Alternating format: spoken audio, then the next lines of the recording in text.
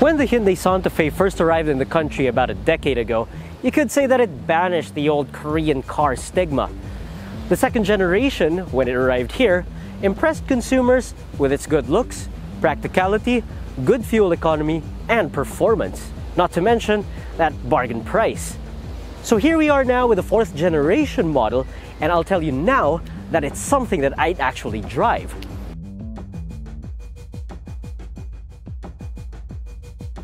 But before I tell you why it's a crossover I'd consider, first the looks. Now I will admit that it's either you like it or you won't. Now you have this huge grille that's wide enough to pretty much cover the entire rear view mirror of someone. Believe me, ask me how I know. And also you have these trend towards the split headlight design.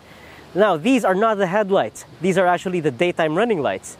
It's down here where the headlights are, which also houses the high beam and the main beam.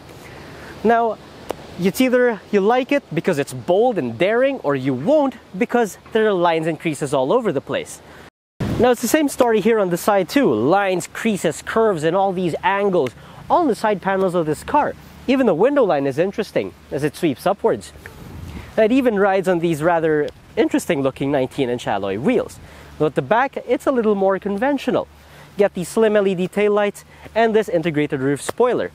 Interestingly, they put the turn signals and the reverse lights down here. Why did Hyundai do that? Well, beats me.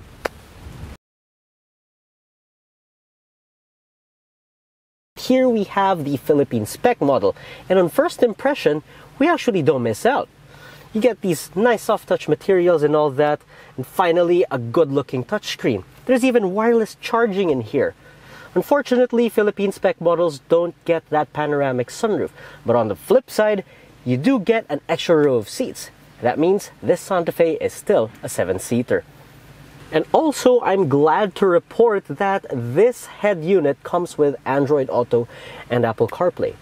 Another nice thing about this car is the instrument cluster. It's fully digital, at least for the speedometer bits and the multi-information display. You can even change the color, and there's also a head-up display. It's packing quite a lot of stuff, and I have to say, this is bordering on luxury. Nice seats too. They're all made out of leather.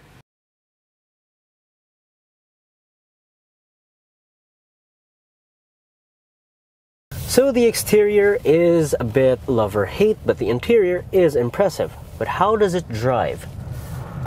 Well, to be honest, it drives about just about every large crossover out there. Although it's nice that the steering is well weighted and it is a variable ratio. So that means at low speeds like this, it's actually light, but not over light to a point that you feel that the steering wheel is going to come off of your hands. It's far from that. Then there's the ride. Hyundai consistently gets ride right. So I am actually curious whether or not this new Santa Fe can live up to that reputation. So here I am now looking for a bit of rough road, and what do you know, there's a cobblestone road up ahead. So how will it perform then? Now I'm taking it at about 25 kilometers per hour because we are in a private area and we can't really go fast here. And here we go.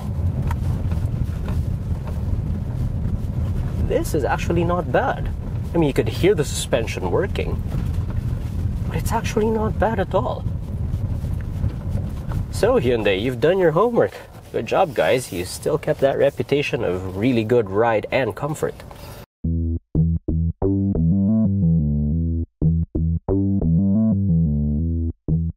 Other impressions? Well, it's nice and quiet in here.